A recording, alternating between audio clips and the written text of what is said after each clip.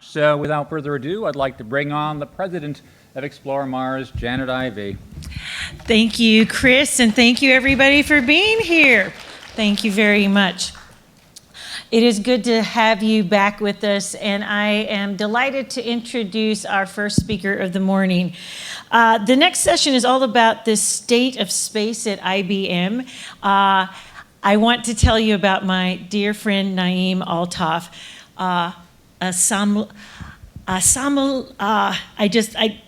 I get nervous because I get so excited to introduce him.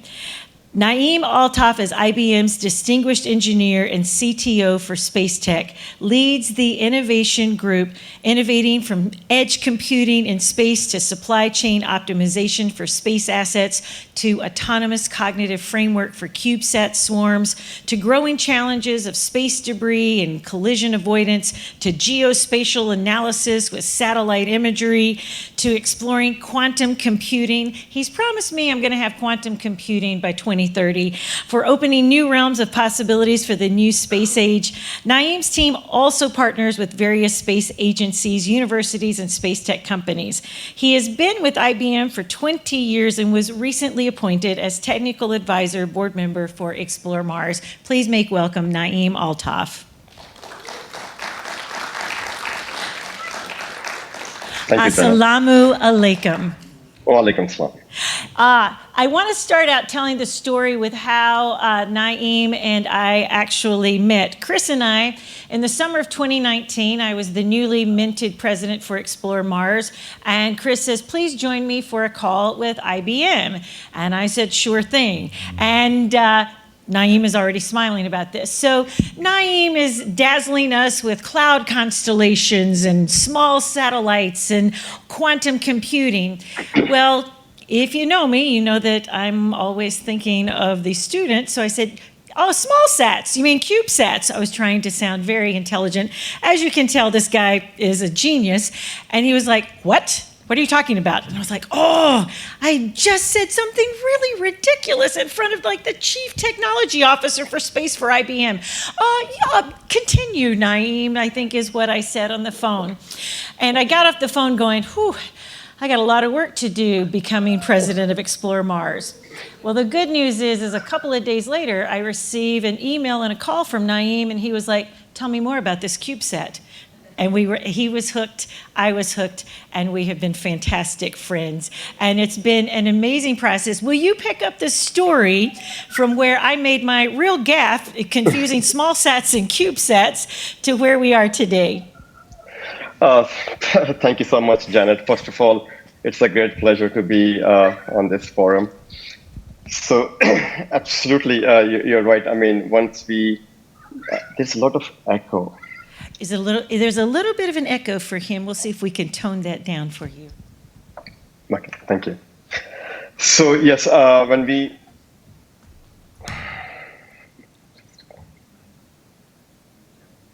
okay, let's see if no, still. Okay, anyways, we'll start.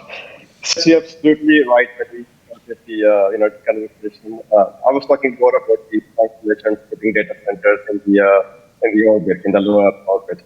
So I mean, my background is a computer scientist, right? So I'm not an aerospace engineer, but we were fascinated about space. And we were actually quite naive. We thought, we'll just do a 3D printed CubeSat, how you launch the balloons in the air. We'll just put something together, put a compute, and there we go.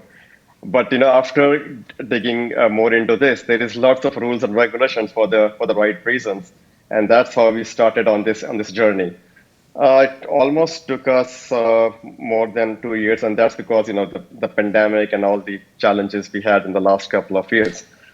But our goal was just like your ambitions are, Janet. It's always about how we can help the students, and hence we called it democratizing access to the space. And that is what I'm excited about, really creating access for all students. So the launch is coming up. I want you to tell them about that. But once Sure. it launches, Tell them the CubeSat is going to send down data that any students in the audience or out there on our live stream, students around the world will have access to the data, and IBM wants you to participate. Tell them about what the kind of data is going to look like and when that launch is happening. Cool, thank you. So the launch is happening on May 25th, next Wednesday around 1:25 p.m. Via SpaceX. So once the CubeSat is up, we have a variety of sensors plus a camera, and our focus was edge computing in space. So we have a website, endurance.space, and you will get all the details over there. Basically, the students will log on to a portal, and they will be able to push their code all the way up to the CubeSat. And we have sensors like temperature, different kinds of sensors over there, solar power, and of course the camera. And you will be able to take pictures. There are AI models running on top of it, and then the data will be processed on the CubeSat, and then it will come down through the, of course, the ground stations into our portal, which is running on IBM Cloud. So just to give a little bit more details into this, what does this mean? So you hear probably a lot about hybrid computing. So basically, you have data centers like NASA, they have data centers on premise. Then you have cloud computing. I'm sure you guys have heard about cloud computing. Then we have data centers at the edge. You hear about these 5G networks and the smarter cities. So we are extending that concept to the low Earth orbit. So we are taking the edge to the space. So that makes it a spectrum of hybrid computing. So you have on-prem computing, you have in cloud computation, you have edge on terrestrial networks, and now you will have the edge in space. So doing this hybrid computing, we also introduced this microchip platform. Most of the technologies which are running today from the modern cloud point of view, they are cloud native, which is running on this container based. So we're actually taking these containers in space. So the code will be containerized and will be running on space. And the idea is to give this platform to the industry, from CubeSat students, researchers, to the small sats and large satellites, right? So they can run these compartment code. They can run as a service. You can have multi-tenant approach. So there is a lot of interesting things which we are planning to do. And so that's the idea. And all because, or I'm sure Naeem would have gotten there, but I'm glad to be part of the Spark, all because Janet confused small sats and CubeSats that day. But I want you now to tell everybody what IBM is doing in the space of space and sustainability and some of the debris mitigation that you're working on. Sure. So just to add two more things, one other area is the digital twin. So you probably have heard about this concept or things. It's quite common on the terrestrial networks where if you have, for example, F1 Formula car racing, right? You have a digital twin of that, and you're tweaking in near real time to see how the performance will happen. We want to do the same thing for the satellites, and you will be experimenting with this CubeSat about the digital twin. Now you talk about what are we looking at next, right? So there are a variety of things. One is you hear that space station will be end of life, end of this decade, right? So there are 3 or 4 companies which are going to put these commercial space stations. So we want to build the next generation compute network storage solution for them, where these next generation of space stations will be run as a service. So for example, you have your research projects, you will be able to run this as a software as a service on these space stations. So there's a lot of things which will happen, how you will be able to leverage the sensors which are inside, outside the space station.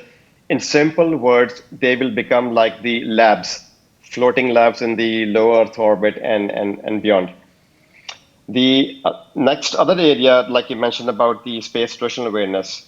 So we've been working on space debris, but another interesting project we just started was So whenever you launch a satellite in the orbit, you have to register with the United Nations Office of Outer Space. It's just like how you register your car, in a state.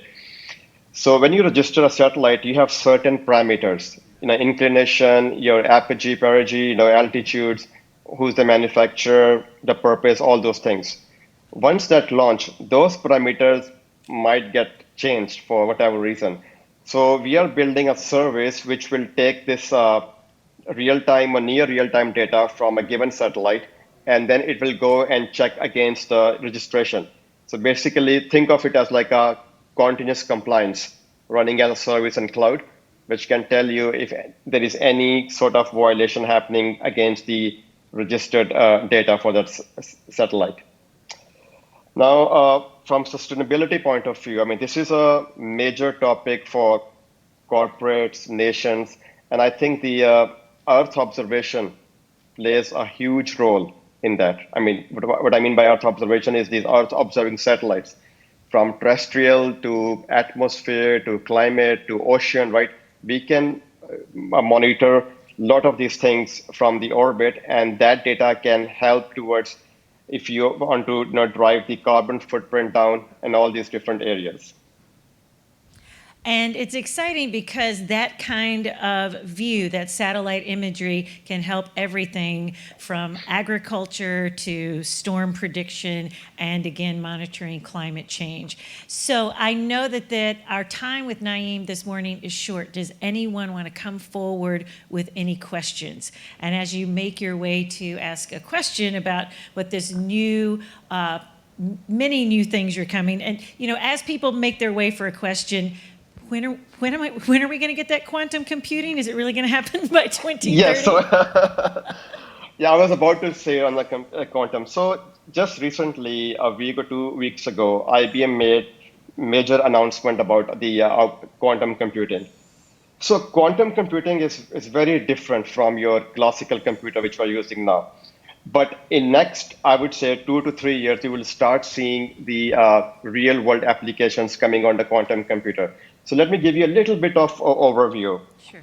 So a decade ago, we heard about these supercomputers, right, which are CPU centric. Then in the last decade, with AI and machine learning, you started hearing about these GPUs, which are graphical processing unit. And now you will hear about the quantum, right? So basically, it's a compute fabric. So that's what we call hybrid, right? So you have quantum computing, you have GPUs, you have CPU. So you will be solving the really challenging problems in the world by using this fabric from quantum to GPU to CPU. Wow. So that's how these things are going to come together. And one of the areas from quantum is always about optimization. Optimization, finding new materials in pharmaceutical chemistry. So I think around materials for the manufacturing in the space industry, there will be definitely lots of use cases. I love how Naeem, just because how easy this sounds. It isn't magic, but it is so fantastic that IBM is on top of this. What really are your goals at IBM, or what are IBM's goals for space? You already have some items that are on different spacecraft and things. What are your personal goals and IBM's goals for space exploration?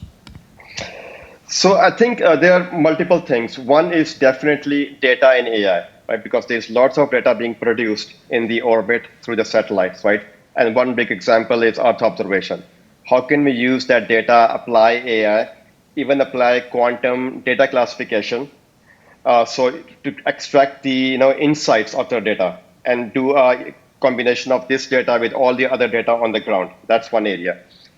Second area is about how we do edge computing in space. Like I mentioned, the future space stations will be very different. Even though today, space station also does lots of experiments. As you know, we just did the DNA sequencing last year with space station. But the future of space station will look very different. It will almost look like a cloud computing with services running in the orbit. And it's not only catering to the needs of the terrestrial networks, but also as we look towards the moon and beyond. It gives a whole new meaning to it's in the cloud, right? Yes. Do we have any questions for Naeem? please make your way if you do. And it sounds like there's an immense amount of opportunity in this computing, coding space. What is the talent, or who are the talented people you're looking for at IBM right now? So I think the young generation, right, like in the high schools who are coming up, they should definitely focus on quantum computing because that is the future, quantum computing. So if you start today, in 10 years, you will be way ahead of everybody. And from our point of IBM's, we have made this available. Anybody can register and freely hit the quantum computer. And there is a Qiskit, and the language is Python, which is very commonly used in schools and everywhere. So I will highly recommend focus on programming. Focus on programming. There is a website where, or it hasn't been created yet, where kids are going to be able to locate that data once the launch happens next week. It will go live tomorrow. So because we have a launch, next Wednesday, but definitely next week we will have it up, and keep on looking at that endurance in .space. Endurance in .space is where you can find that information. We have a panel coming up at the end of today's summit, and I want to pose this question to you. How will going to Mars potentially unite the world? Inspire us with what your grand hope for is in this endeavor of space exploration. So I think space is, it's not confined to one country, one nation, right? It's for everyone. So it inspires everybody. I mean, when we are, sitting down, no matter which part of the world we live in, when you look at the sky, right, and you look at the stars, right, it's an inspiration to us, and we are actually encouraged to go and explore what's out there. So I think by combining the minds everywhere together, we can do amazing things. So I have no doubt that we will do amazing things as we move forward. Well, I look forward to doing more and more amazing things with you. Any questions? I see someone coming down now. And hi there. Thank you so much for your presentation. I'm Trinidad, and I am in the technology industry, so very interested to hear what IBM is doing. Just a question for you in terms of outer space exploration. What is IBM doing with NASA in that area? So I think one example I mentioned, we just recently performed DNA sequencing on the space station. So that was more about the data in AI. And I think the next will be how we work on the next generation of space station. That's our goal. Wonderful. We have another question. Thank you so much for your presentation. When I think of IBM, I can't help but think of a certain famous science fiction movie in which there was an IBM computer that ran an entire ship, which is very much like the space station. But all kidding aside, is that is an artificial intelligence system that can run the ship for you? Is that something in the distant future? And if so, how distant? So I think running the ship with AI, I will leave that to the people who are building a space stations. But we are focused on the data, the sensors, information coming out, how we can augment, how we can help the operators, whether they're on the ground or in the space station, how we can extract the value out of that data using the AI and hopefully eventually quantum. I think the good news is we're still going to need humans. Sorry, Hal, right? Definitely. Any other questions?